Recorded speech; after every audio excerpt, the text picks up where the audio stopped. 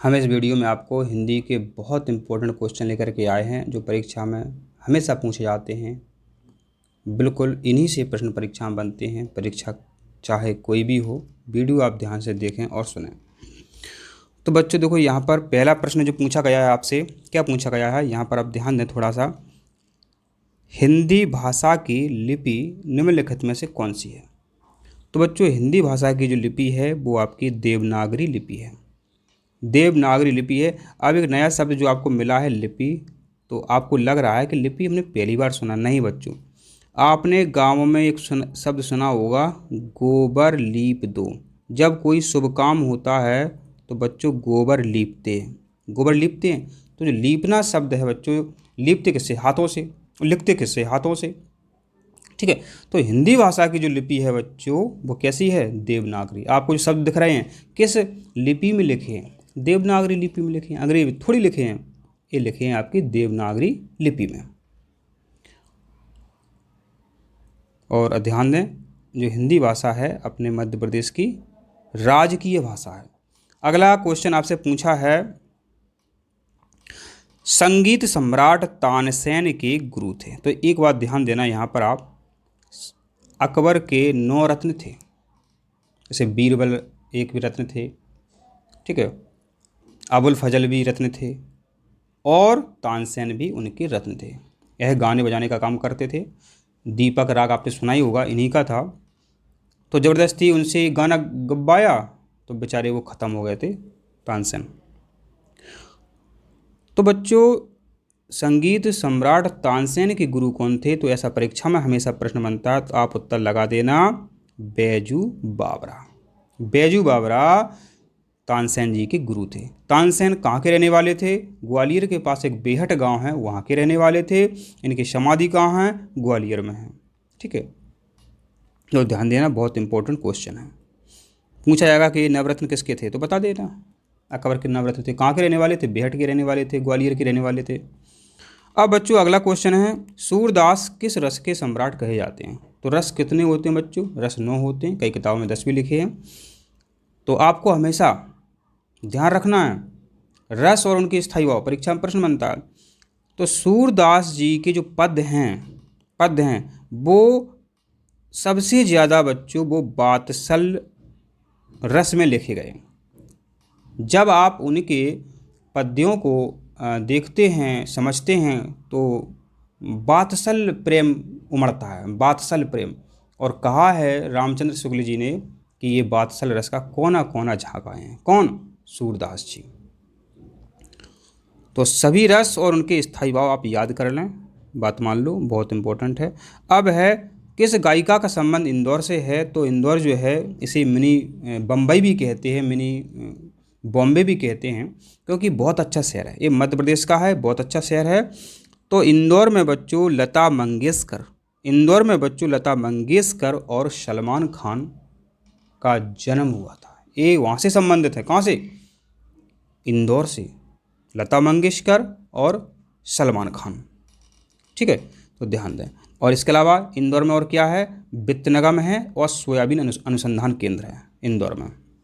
ये भी परीक्षा में पूछ लेते हैं, ध्यान देना। और सबसे बड़ी तहसील कौन सी है? इंदौर है, ये भी ध्यान रखें।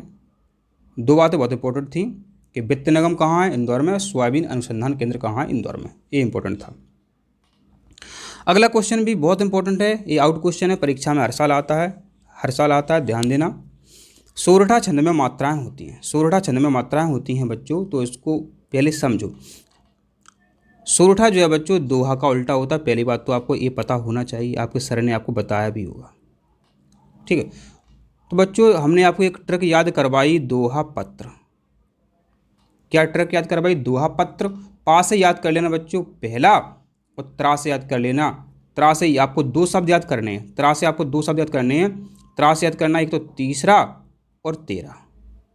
ठीक है, याद करवा रहा है। तो बच्चों आपने चरण सुने ही होंगे, पहला चरण, दूसरा चरण, तीसरा चरण, चौथा चरण।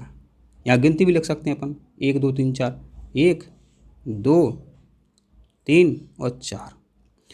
पत्र, पा से मतलब पहला और तीसरा। पहले और तीसरे चरण में बच्चों जो है 13 मात्राएं होती हैं। तो इसमें भी 13 मात्राएं होती हैं, इसमें भी 13 मात्राएं होती हैं दोहा में।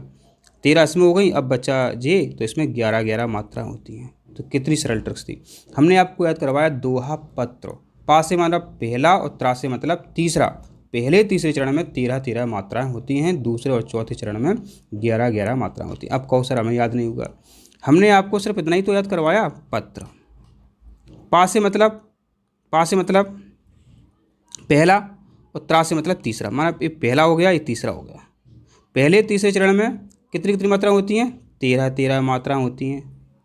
अब बचा दूसरा और चौथा, तो इसमें 11 मात्रा होती हैं।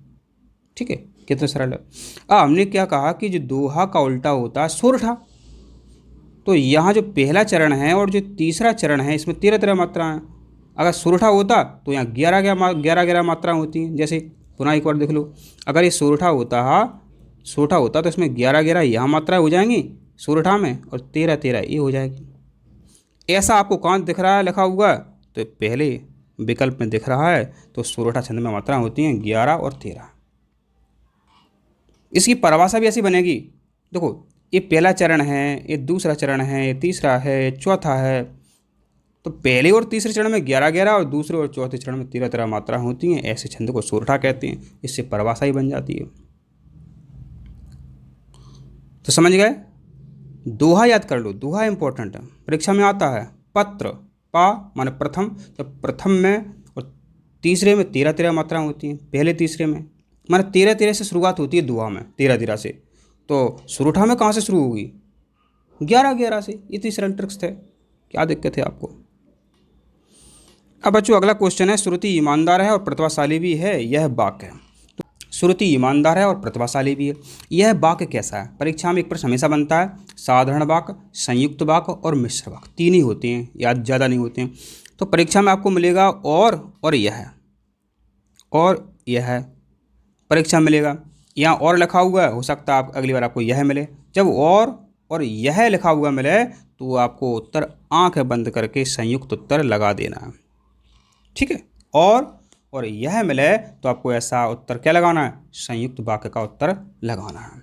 ठीक है, इसी तरह आपको ट्रिक से हमेशा उत्तर बताते हैं, तो इसलिए आप वीडियो लाइक करो, चैनल सब्सक्राइब करो। अगला क्वेश्चन है, युवावस्था शब्द का संधि विच्छेद है। ये तो इन्होंने बहुत सरल पूछा है। अब शांतिपूर्वक मन से एक बार बोलो, युवावस्था, आपको उत्तर आपके दिमाग में आ जाएगा। युवा अवस्था, जैसे किशोरावस्था होती है, शिशु अवस्था होती है, वृद्धावस्था होती है, तो युवा अवस्था भी होती है, युवा अवस्था। तो इसका उत्तर क्या है आपका, युवा अवस्था। ठीक है, युवा अवस्था। और इसमें बच्चों पता है आपको दीर्घ संधि है, परीक्षा में पूछ सकते हैं। अगला क्वेश्चन है बच्चों, वन का पर्यायवाची शब्द है। तो पर्यायवाची पर एक प्रश्न हमेशा बनता है, तो एक वीडियो हमारा देख लेना, आपको पूरे उत्तर वहाँ पर क्लियर हो जाएंगे।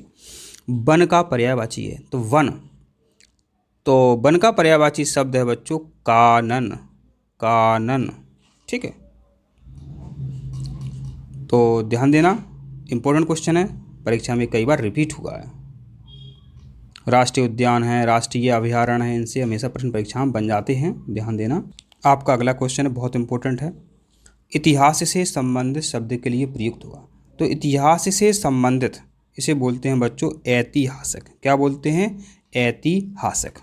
ठीक है, अब बच्चों ये कैसे हो गया, तो हमने आपको बोला है बच्चों संधि याद कर लो। क्या, संधि याद कर लो। जैसे कि हमने आपको समझाया बच्चों,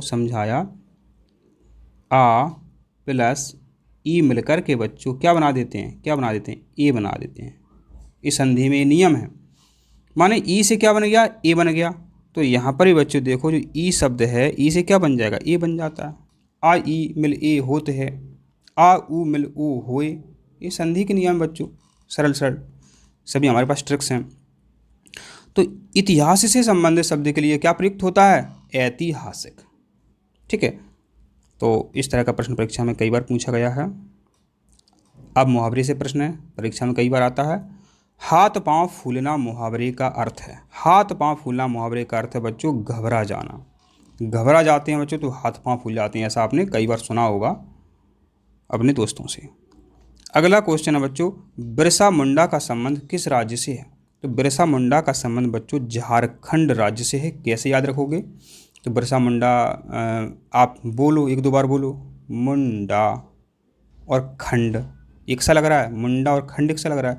तो बच्चों जो झारखंड है, यहाँ बिरसा मुंडा समाज के, ये आदिवासी समाज के थे, इन्होंने स्वतंत्रता आंदोलन में हिस्सा लिया था, इनका नाम अमर है। तो बिरसा मुंडा कहाँ के रहने वाले थे? झारखंड के रहने वाले थे। ये आदिवासी समाज के नेता थे। इन्होंने स्वतंत्रता आंदोलन में मतलब अपना अहम योगदान दिया था, ये हमेशा अमर है। तो याद हो जाएगा, बिरसा मुंडा कहाँ के रहने वाले थे? उत्तर आ गया आपके दिमाग में, झारखंड। बोलो है सही बात कि नहीं है? अगला क्वेश्चन है बच्चों, देखते हैं अपन इसी तरह सरल ट्रिक से। प्रकृति का सुकुमार कवि किसे कहा जाता है? तो इसका उत्तर हमने आपको बता दिया कि सुमित्रानंदन पंत को प्रकृति का सुकुमार कवि कहा जाता है। अब समझाते हैं ट्रिक से। सुकुमार, सुमित्रानंदन पंत, सुमित्रानंदन पंत, सुकुमार कवि सुमित्रानंदन पंत। देखो मिलता जुलता शब्द है, आप थोड़ा सा भी दिमाग लगाएंगे उत्तर आपके सामने होगा। इसलिए कहते हैं आप हमारा चैनल सब्सक्राइब करो, हम आपको बहुत सरल ट्रिक से उत्तर समझाते हैं। अगला क्वेश्चन है, तुलसीदास जी की रचना नहीं है। तो प्रिय छात्रों, तुलसीदास जी की रचना नहीं है रामचंद्रिका। और इनकी रचनाएं कौन सी हैं? रामचरितमानस, विनय पत्रिका, दोहाबली। इस पर भी प्रश्न बनता है, तो याद रख लेना। रामचंद्रिका रचना तुलसीदास जी की नहीं है, ध्यान से याद करें। यह रचना जो है केशव चंद्र जी की है। तो आपने अच्छे से इस प्रश्न का उत्तर याद कर लिया है। अगला क्वेश्चन है, बहुत इंपॉर्टेंट है, इस पर तो प्रश्न बनता ही है, आउट क्वेश्चन है, कोई भी रोक नहीं सकता इस पर प्रश्न बनना। जहाँ उपमेय में उपमान की संभावना व्यक्त की जाती है वहाँ अलंकार होता है, तो वहाँ अलंकार होता है उत्प्रेक्षा अलंकार। अब कहोगे सर ये कैसे हो गया, हमें पता ही नहीं चला। तो देखो बच्चों, उत्प्रेक्षा का अपन संधि विच्छेद कर करके देखते हैं। कैसे देखते हैं? संधि विच्छेद करके। उत पर इच्छा। अब एक बात बताओ बच्चों, पर इच्छा माने पराई इच्छा। आप कहीं गए, आपको पैसों की आवश्यकता है या किसी काम की आवश्यकता है, तो पराई इच्छा पर निर्भर है। हाँ भी कर सकता है, मना भी कर सकता है। जब तक आप घर पे पहुंच नहीं जाओगे उससे आप वो चीज़ ले नहीं लोगे, मन में संभावना बनी रहेगी कि वो देता है कि नहीं देता, बात मानता है नहीं मानता। मतलब पराई इच्छा संभावना पर निर्भर करती है, पराई इच्छा संभावना पर निर्भर करती है। जब तक काम ना बन जाए अपना, जब तक मानो ही नहीं कि वो अपना काम बन जाएगा, कोई भरोसा नहीं है, संभावना है। परीक्षा एक संभावना पर निर्भर करती है। तो उत्प्रेक्षा उत्परीक्षा में क्या होता है? संभावना होती है। और लिखा हुआ है जहाँ उपमेय में उपमान की संभावना व्यक्त की जाती है वहाँ अलंकार होता है उत्प्रेक्षा अलंकार। अनुप्रास अलंकार पर भी प्रश्न बनता है, तो ध्यान देना।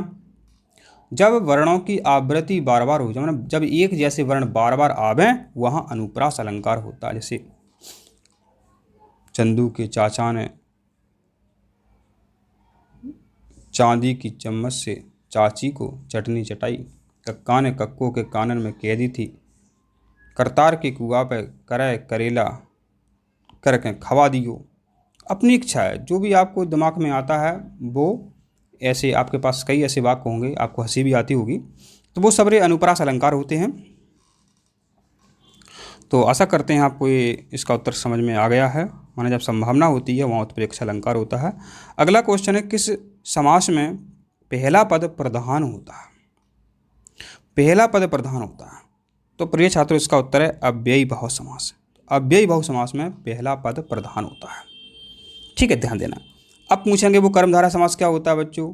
जा में माने जिसमें बच्चों विशेषण और विशेष हो। जैसे हमारे अच्छे स्टूडेंट, हमारे अच्छे छात्र, जैसे आप हमारा चैनल देखते हो, वीडियो लाइक करते हो, तो बोलेंगे अच्छे दोस्त, अच्छे छात्र, तो ये सब है कर्मधारय समास। ऐसे द्विगीय समास जिसमें संख्या आ जाए, हमारे 5 छात्र ऐसे हैं जो हमारा वीडियो लाइक करते ही हैं, तो वो 5 संख्या आ गई तो द्विगु समास है। बहुब्रीहि समास जब तीसरा अर्थ निकले तो उसे बोलते हैं बहुब्रीहि समास।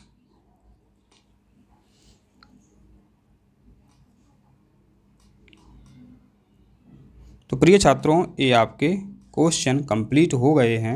आशा करते हैं आपको अच्छे से समझ में आ गए हैं। इसी तरह वीडियो आप देखना चाहते हैं तो वीडियो को लाइक करो, चैनल को सब्सक्राइब करो और कमेंट करो, तो हम आपको और वीडियो बना करके दे देंगे। तो मिलते हैं अगली वीडियो में। आप स्वस्थ रहो।